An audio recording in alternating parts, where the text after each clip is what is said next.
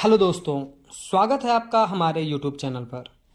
दोस्तों, बहुत सारे सब्सक्राइबर ने कमेंट किया है कि सर प्लिंथ बीम देना ज़रूरी है या प्लिंथ बीम के साथ डीपीसी देना ज़रूरी है कि प्लिंथ बीम या डीपीसी दोनों देना ज़रूरी है। क्या अगर हम डीपीसी दे रहे हैं तो प्लिंथ बीम नहीं देंगे तो उसका क्या नुकसान है, या फिर अगर हम प्लिंथ बीम दे रहे हैं डीपीसी नहीं देंगे तो उसका क्या नुकसान है। यानी कि डीपीसी और प्लिंथ बीम के रिगार्डिंग लोगों के मन में ढेर सारे कन्फ्यूजन है। अभी तक लोग ये नहीं समझ पा रहे हैं कि प्लिंथ बीम का क्या रोल है, डीपीसी का क्या रोल है, इन दोनों के देने का एडवांटेज क्या है, डिसएडवांटेज क्या है।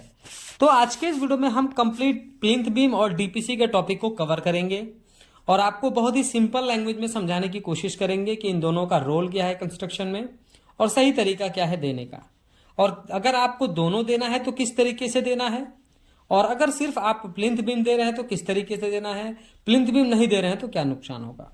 दोस्तों वीडियो को एंड तक जरूर देखिएगा, आप पूरी तरीके से समझ पाएंगे दोनों के बीच में डिफरेंस।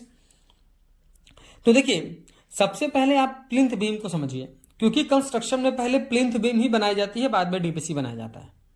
देखिए, प्लिंथ बीम जो है कम से कम 9 इंच बाय 9 इंच का एक आरसीसी मेंबर है जी। RCC member in the sense कि जिसमें स्टील, सीमेंट, गिट्टी, बालू का मिक्सचर पड़ के कंक्रीट और सीमेंट को एक साथ बनाया जाता है। यानी कि पहले सरिये को बांध दिया और उसके बाद कंक्रीटिंग करी, यानी कि ऐसा कंक्रीट मेंबर जो आपके प्लिंथ लेवल पर कास्ट होता है। अब प्लिंथ लेवल को समझिए, मान लीजिए कि आप जो कंस्ट्रक्शन कर रहे हैं तो रोड लेवल से आपका प्लॉट एरिया 2 फीट डाउन है, ठीक है। तो वहां पर आप क्या करते हैं कि पहले 2 फीट हाइट तक दीवार चलाते हैं, उसके बाद रोड लेवल पर आकर आप प्लिंथ बीम की कास्टिंग कर देते हैं, उसके बाद ब्रिक वर्क करके अपना घर बनाते हैं। बहुत लोग क्या करते हैं कि अगर उनको रोड लेवल से 3 फीट उठा करके अपना घर बनाना है, क्योंकि विलेज एरिया में घर बन रहा है, तो वहां पे क्या करना होता है कि अगर आपको रोड लेवल से 3 फीट उठाना है और आपकी प्लॉट पहले ही रोड से 2 फीट डाउन है, तो टोटल डिस्टेंस 5 फीट हो गया। तो आपको क्या करना है, ग्राउंड लेवल पे ही जो आपका प्लॉट एरिया है, जो आपका प्लॉट है जो जमीन पे रोड लेवल से 2 फीट नीचे है, तो वहां पर आपको पहले ग्राउंड बीम कास्ट कर लेना है। ग्राउंड बीम कास्ट करने के बाद आप अपने ब्रिक फिर 5 फीट ब्रिक वर्क करिए, आपका रोड लेवल से 3 फीट ऊपर हो जाएगा। फिर प्लिंथ बीम की कास्टिंग करिए, उसके बाद कंस्ट्रक्शन करिए। बहुत जगह क्या होता है कि उसी 2 फीट डाउन वाले प्लॉट पे ही जो है एक बीम दे दिया जाता है। आप उसको प्लिंथ बीम भी कंसीडर कर सकते हैं, उसको जो है ग्राउंड बीम भी कंसीडर कर सकते हैं। फिर उसके बाद ब्रिक वर्क करने के 2 फीट ऊपर आने के बाद जो है डीपीसी दे दिया जाता है। अब लोग समझ नहीं पाते हैं कि डीपीसी क्या है और प्लिंथ बीम क्या है।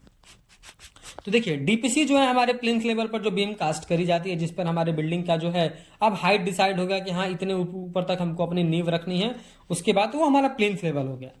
अब समझिए कि इसका काम क्या है। सबसे बड़ा रोल है, अगर आप कंस्ट्रक्शन में अगर आप फ्रेमिंग स्ट्रक्चर बना रहे हैं, यानी कि ऐसा घर बना रहे हैं जिसमें बीम और कॉलम के थ्रू ही लोड को ट्रांसफर करना है, तो वहां पर प्लिंथ बीम बनाना बहुत ही जरूरी है, क्योंकि ये लोड डिस्ट्रीब्यूशन का काम करता है।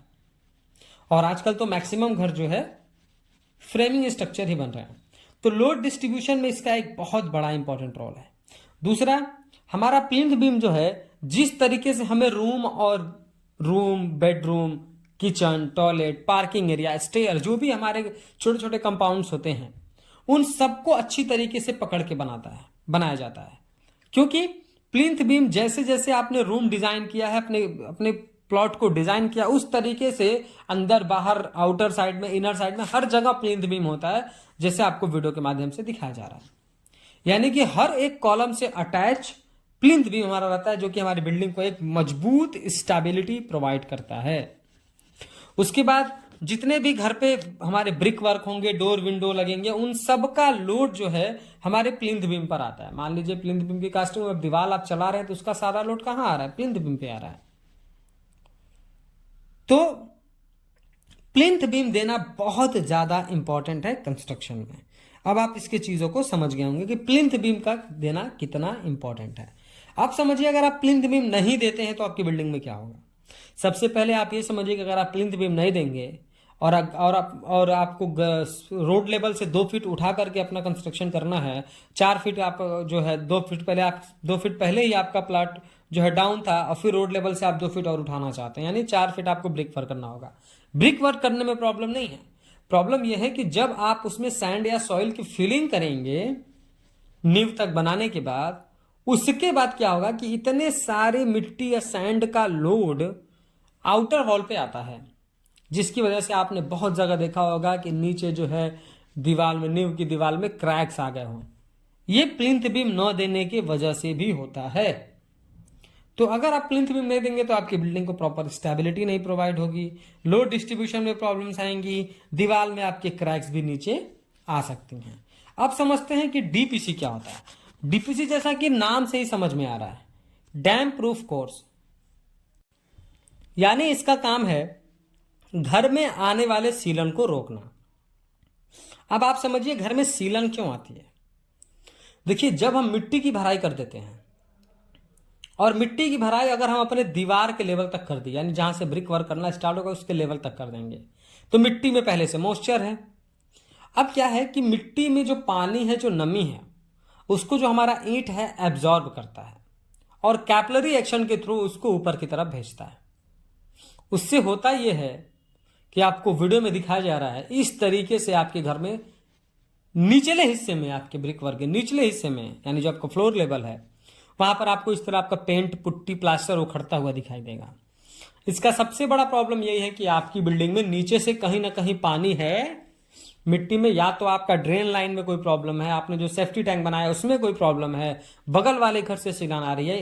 कहने का मतलब यह है कि अगर आपके जो है फाउंडेशन में कहीं ना कहीं से पानी है, मिट्टी में नमी है, मिट्टी में जो है कहीं ना कहीं से पानी आ रहा है, तो फिर क्या होगा कि वो कैपिलरी एक्शन के थ्रू ऊपर चढ़ता रहेगा और इससे आपके घर में पेंट, पुट्टी, ये सब खराब हो जाएगा।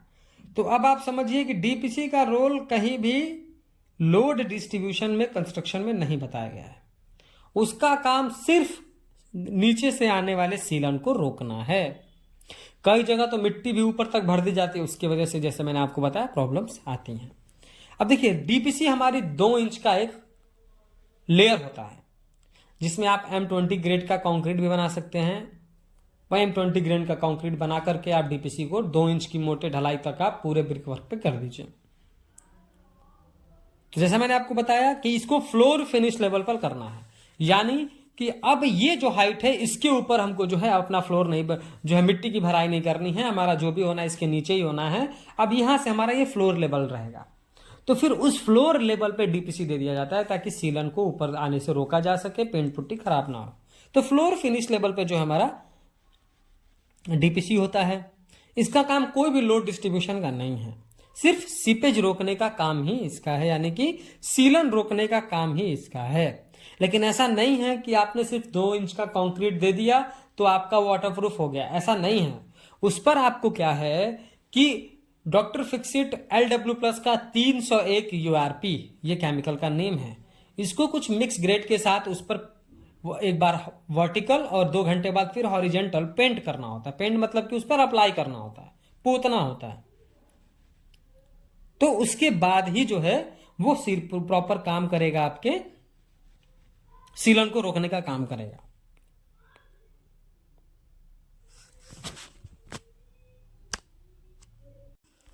और हमेशा जो डीपीसी है, जहां तक आपको मिट्टी की भराई करनी है उसके बाद ही आपको करना होता है। तो आप समझ गए होंगे कि डीपीसी और प्लिंथ बीम दोनों 2 चीज हैं, दोनों का अपना अलग अलग रोल है, इसलिए दोनों एक दूसरे से जुड़े हुए नहीं हैं। पर अब कुछ लोगों के मन में ये सवाल आएगा कि तो हम तो प्लिंथ बीम के ऊपर ही, प्लिंथ बीम को थोड़ी हाइट दे देंगे और उस पर जो है हम अपना क्या बोलते कि डॉक्टर LW+ 301 URP की कोटिंग कर देंगे तो हमारा वाटरप्रूफ का काम वो चल जाएगा। बिल्कुल आप सही सोच रहे हैं, ऐसे भी आप कर सकते हैं। लेकिन आप ये सोचिए कि आपका प्लॉट एरिया 30 बाय 40 है, यानी 40 फीट पीछे से आपको पानी लेकर आना है, 30 फीट पीछे से पानी लेकर के आना है। तो पहले तो आपको उसमें स्लोप डालना पड़ेगा, उसकी वजह से आपको बिल्डिंग की हाइट उठानी पड़ेगी, अपने फ्लोर की हाइट उठानी पड़ेगी। दूसरा, प्लिंथ बीम को काट दिया जाता है, या प्लिंथ बीम के ऊपर से अगर आप पाइप लेकर के जाएंगे तो फिर आपको सीलन की प्रॉब्लम फेस करनी पड़ेगी। तो सही तरीका क्या है? सही तरीका यह है कि पहले आप प्लिंथ बीम की कास्ट कर लीजिए, जहां तक आपको प्लिंथ बीम लेकर आना है। उसके बाद आप 1 फीट ब्रिक वर्क कर लीजिए, उसके बाद फिर डीपीसी दीजिए, डाइम प्रूफ कोर्स की कोटिंग दीजिए, कंक्रीटिंग करिए। वो जो 1 फीट ब्रिक करने के लिए आपको कहा जा रहा है, इसलिए कहा जा रहा है कि जब भी आपको पाइप इनलेट आउटलेट लगाने होंगे तो आप उस ब्रिक वर्क को तोड़ेंगे तो ना आपका प्लिंथ बीम टूटेगा, ना आपकी डीपीसी की कोटिंग टूटेगी, आपका वाटरप्रूफ भी सेव रहेगा, आपको जो है सीलन की प्रॉब्लम नहीं आएगी। उसी ब्रिक वर्क को तोड़ करके आप अपना सारा काम कर लेंगे।